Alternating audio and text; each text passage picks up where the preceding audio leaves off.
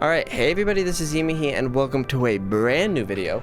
In today's video, I'm going to be giving you my top 10 early game specifically tips and tricks for Oxygen Not Included. And before we begin, I want to show you my credibility. For anybody that thinks, well, this guy doesn't know what the fuck he's talking about. I can assure you that I do. Hold on. Let's do this. If we look right here, this is me, Oxygen Not Included, 2,330 hours. I have no life. And I play this game, used to, a lot. I have had countless saves. I've beaten the game numerous times. I have credibility when it comes to this game, okay? So take my tips.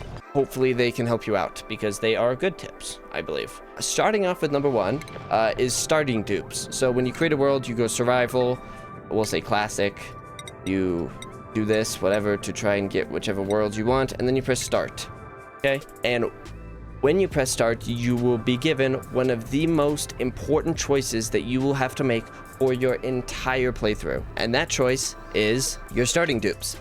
Now, you get 3 of them, right? 1, 2, 3. So, what I recommend you do is you have one, this is what you need every time, okay? Except for rare occasions, I'll explain that in a second, okay? You need 1 builder, 1 digger, and then 1 researcher, okay? Now, there are rare occasions where you can substitute the builder or the digger, probably the digger, or a rancher, but you only want to do, or a farmer, but you only want to do that if you're trying to go for achievements, which you're probably not, okay? So now that they're selected onto builder, digger, and researcher, you want to get them like these guys. You see how they have 1 interest and they have all of it into their thing. So you want to reroll until you find that. And you don't want bionic, fuck bionic, unless you do want that, then you want that, that's cool, like this, okay?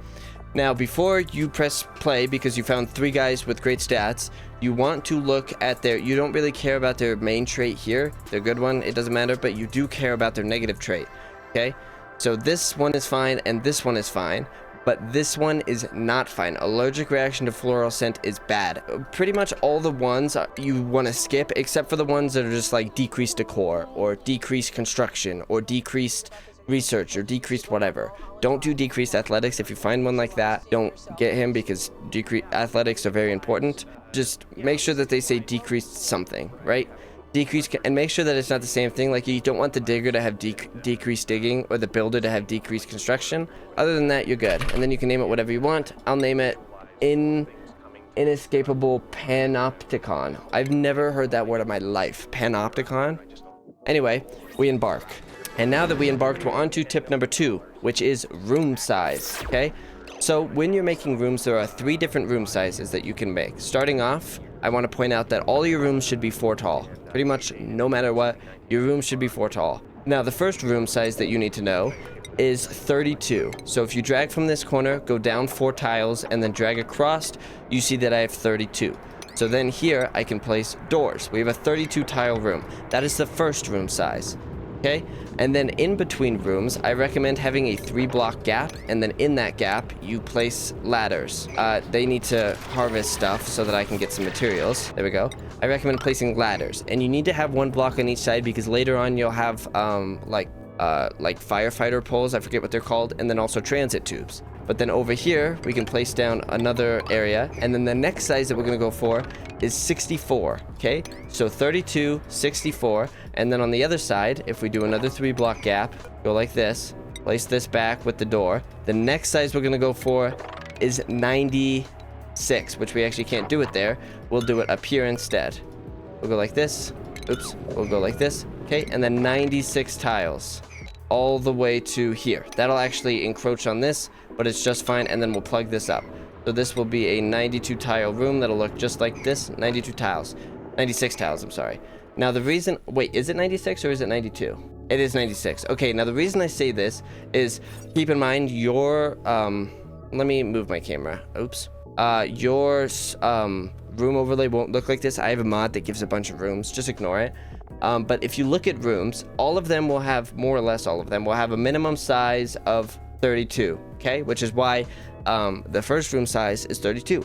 And then the majority of them will have a maximum size. If we look at something like the agriculture room, will have a maximum size of 96, okay? And then some of them will have a maximum size of 64, whatever, okay? But again, my mod is changing these. Just trust what I say. I'm also going to stop this because I don't want them cutting into here. So that's tip number 2, those are the 3 room sizes that pretty much all your rooms need to be, okay? On to tip number 3 is priority. Now what I mean is this little system up here, which is priority. First thing I recommend doing when you get into the game is clicking up here, putting attacking on very high, life support, and toggling.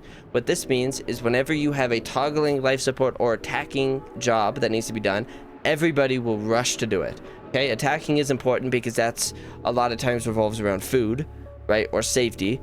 Life support is if somebody dies, not dies, but if somebody gets incapacitated, people will automatically stop what they're doing and take them to a bed, which is again very important. Let me move my camera back. And then toggling is if you set a door to lock or something, they'll automatically go and do that. Okay, and again, I have mods that are making this look different. I'm actually gonna real quick disable those so I can show you what this looks like completely how you see it. I should have done that before. Give me 2 seconds. Okay, we're back. My apologies for that. This is what your screen will look like. And you'll notice that each of your characters, your builder, your digger, and your researcher, will have these little pink things. What these show is what they have the most skill points in. So for a researcher that's researching, so you want to double click it, turning it to very high priority so that this person will always prioritize researching, which is their job, which is what they should do. This person building and this person digging. Now what I like to do is I like to put the builder, right, this guy, also on digging by 1, and then this guy on building by 1, and then I like to put the researcher on operating by 1, because what that does is later on when we build a research place and a manual generator, the manual generator is an operating task. So then if we set his operating up, then he will try to always have power so that he will always do his stuff, which makes sense. So that's tip number 3. On to tip number 4, which is schedule, which is another button up here, right here. This is what schedule will look like. This is not what you want your schedules to be. The first thing I do is I add 2 more schedules that look like this, okay? Let me move my camera again. Here we go. I'm actually gonna move it to the top left because there's nothing up there pretty much. This is what your schedule looks like. Because you start with 3 people, I make 3 things and then I put them all here, okay? And then what I do is you've got these little things. What I do is I just click 3 times, 1, 2, 3, okay? And then for this one, 1, 2, 3, 1, 2, 3. So what this does is this person will work and then they'll stop working and go to bed and wake up. And when this person goes to bed, this person will be awake and so will this person, right? So none of them will be sleeping at the same time, so you always have somebody active and doing something. That is important, especially in the early game, so that you don't get stuck and have to wait and have like 2 minutes of lull time where nothing happens, okay? That's very important. Later on, you can have, I tend to max out at about 4 or 5 duplicates per schedule, and then I start making more. And when you make more, just simply 1, 2, 3, 1, 2, 3, 1, 2, 3. Just make sure it's one behind the other one, and you should be good. All right, now on to tip number, what was that? That was 4. So on to tip number 5, which is research. Which before we do that, I actually need to make a research stuff. So I'll be back with you guys when I have that room completely set up. All right, so now I've got this room set up. So if we go up here to research, we can see this huge research tree. Now, there are 2 different, or normally 2, or normally 3, but if you're in spaced out like I am, there's 4 different kinds of research. So you've got the blue one, which is your basic research. Then you've got the purple, which is your advanced, the yellow, which is your bigger one, and then the orange, which is the most, okay? So the blue one, you have to get from this one, right? So right now, because we only have the basic research station, we can only unlock stuff that only has blue, okay? And that applies until we get somebody not only that can work the supercomputer, but we also unlock the supercomputer, right? So what that means is we need to get enough research done to level up our researcher, which is this guy, Ellie, or this girl, and get her to advanced research. So what I recommend doing is first off grab food, okay? And then I like to grab battery here. You can't, there's a mod that you should be using that I also made a video on that I'll put in like the eye in the corner. Click on that. It's the mods that you need to use. Normally there's a mod that makes it so you can queue stuff, but I don't have it on because I disabled it for this video. But you want to start with this one, then you want to move on to here, and then you want to unlock this, okay? Now, if you still need a little bit more to push your researcher to get a level point, you want to get bathrooms, okay? And then after that, you'd probably want to go for the sieve right here, okay? And then I would go for a little bit more power, like I'd go here. And then I'd either go food here, or I'd come back down here and I'd go for ventilation and the deodorizer with this, and then I'd unlock some decor and automation.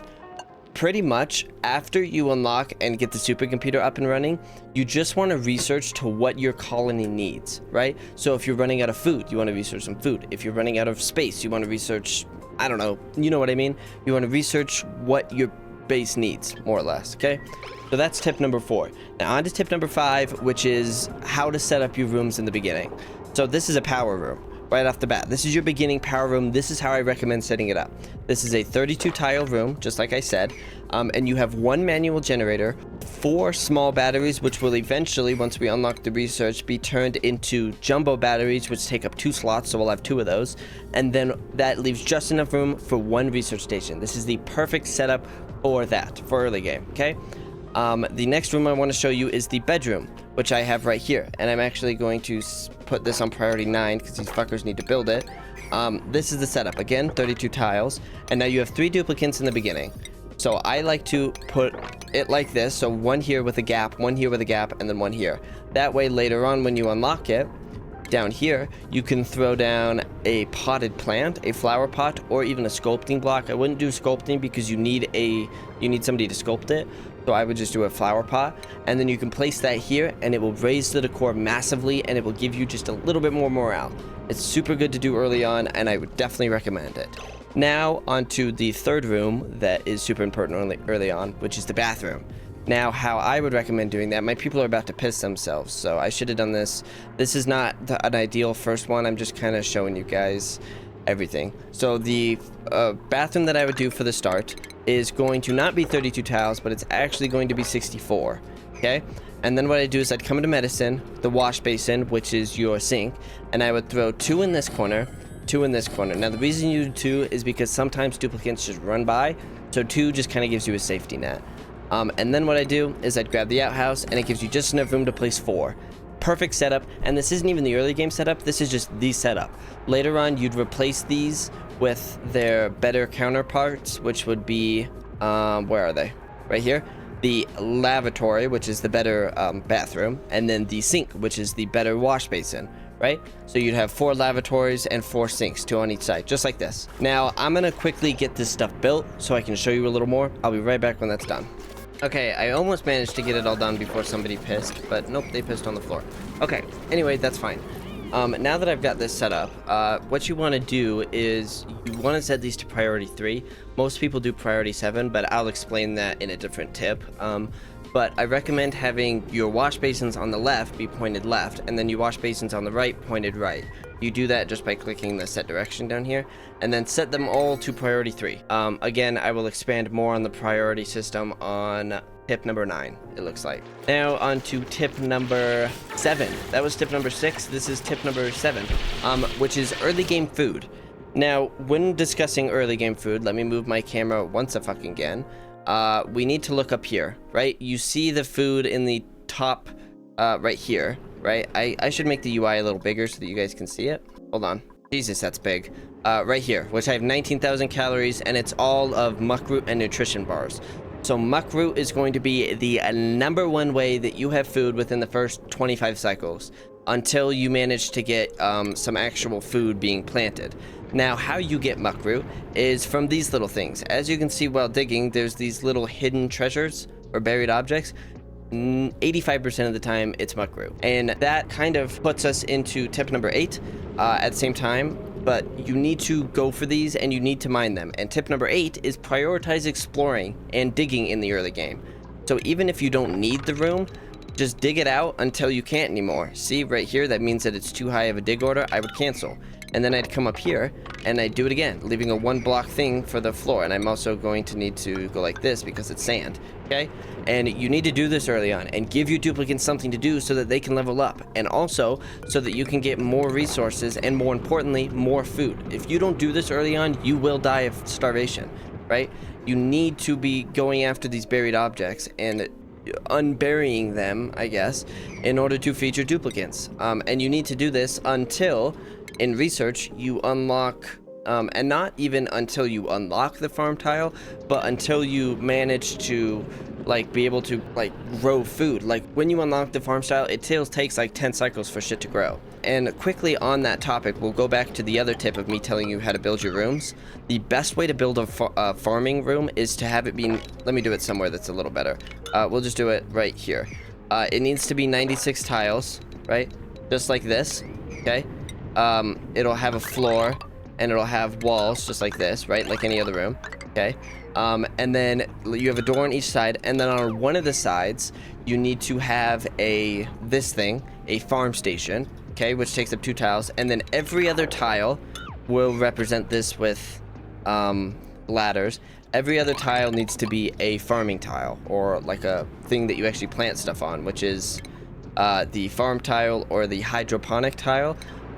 Hydroponic the majority of the time, actually just always, but before you unlock it, you'll obviously have to do farm tile. So 2 tiles of for the farm station, and then everything else farming tiles. This is the best setup for the majority of the plants until you get to ones that need to be super cool or super hot or in water or whatever. But for your bristleberries, your mealwood, this is the setup that you're gonna go with. I'm just gonna delete that. That was tip number 7 and tip number 8. Tip number 8 was prioritize exploring. On to tip number 9, which is change your priority of shit. Now, the game normally defaults stuff to priority 5. I hate this. It's stupid. When you build stuff, set everything to priority 1. Everything to priority 1, okay? And then the stuff that needs to be done on a regular basis, like your research, or your manual generator, or like your sinks, which need to be filled with water, or your outhouses, which need to be filled with dirt for some fucking reason. Those should all be on priority 3, so that when those need to be done, your duplicates that have those jobs will do them, right? But everything else should be on priority 1, all the dig errands and everything. So when you need something to be done, like let's say I need this to be built, which I do, I would quickly set it to something like priority 2, or even go big, priority 5. Set it to priority 5, and then you see my duplicates immediately run down here and start doing it, right? So that way, what it does is it helps you avoid, when you do this and you set everything to priority 1, your duplicates will still do it as if you were on 5, and instead of doing 1 and 3, doing like priority 5 and 7, they'll still do it the same way, but it helps you avoid going to these big numbers, because once you run out and you're at priority 9 and you need it to go higher, the only other option you have is top priority, and you need to avoid setting stuff at top priority pretty much at all costs. Top priority is reserved for emergencies, like if somebody is dying or you need something to be built right now, okay? That's the big thing about this game, is you need patience. You need to let your duplicates work, which is a hard thing about this game, is it sucks. You just gotta sit back and watch them do shit. You can't really rush them, but you need to avoid top priority because it stresses your duplicates out, okay? So that's why I like setting my stuff to priority 1, and then priority 3 or priority 2, depending, whatever. That's why I like doing that, because it just helps you avoid those higher numbers, okay? Now that was number 9. Now onto our final tip, priority 10, which is what to get from the printing pod. Now the printing pod isn't on, but if you again look at the video, which I'll put again right here, my top 25 mods or something, whatever the fuck it was, there's a mod that lets you refresh the printing pod, which is a great mod, and I recommend you use it. But if you don't want to, here's what you should get. First off, you slowly unlock stuff in the printing pod as you go, but you'll have 2 duplicates and 2 items every time. The majority of the time in the early game, take the item, it'll be like food or sand or something like that. Take the food most of the time, or look for an item that you need, obviously. But about the duplicates, don't take a duplicate until you're sure that you can support them. The first duplicate that I always get is a farmer, okay? And I don't get the farmer until I have the research done for a farm tile and I have a farm built and ready to go, okay? And I have more beds made, and I can support them with food, everything. That is one of the biggest ways that you die, is by getting too many duplicates, because you just simply cannot fucking support them. Plain and simple, okay? So don't get too many duplicates from the printing pod. Just take their items that they give you and go about your day. The printing pod can be super, super, super good, and it's also your only way of getting duplicates. But it can be super good in the early game and give you a nice boost to get what you need. See right here? This sand is blocking this, which is making them not be able to use the bathroom. So if one of these guys needed to take a piss, I would set this to max priority, but they don't, so I'm just gonna set it to 9, right? Something big, I tend to just do 9 because that just makes them immediately do it. I don't need to. I could set it to fucking 2 and they would immediately do it. but I just do 9 because it's there. Just again, as long as you avoid max priority or top priority, you'll be fine. That was jumping back to tip number 9. Anyway, tip number 10, I told you what to get from the printing pod. That is all my top 10 tips. Take this from somebody that is a veteran of the game and has spent many hours. That is what I recommend. Later this week, I'll be making a top 10 mid-game tips and eventually top 10 late game, and then maybe I'll make top 50 all-time tips or whatever. If you guys do want to see that video, like and subscribe.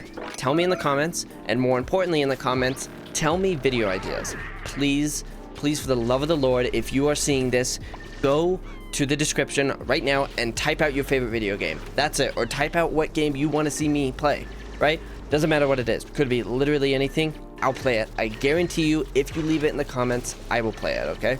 Doesn't matter. I'll play it, okay? Guarantee it.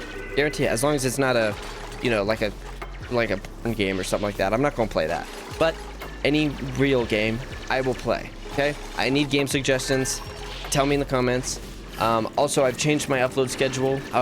Every Monday, Wednesday, and Friday at the times that are on the screen. This will probably be my last announcement of it. I've been doing it like for the past month. I've been saying it at the end of videos. Anyway, that's my schedule. I need you guys to do the comments. What was I saying? Oh yeah. That's the end of this video. I hope you all had an amazing rest. Oh no, I hope you. What's my outro? Oh my god. That's it for this video. I hope you all enjoyed watching. Have an amazing rest of your day. There it is. And I'll see you in the next one. Thank you and goodbye.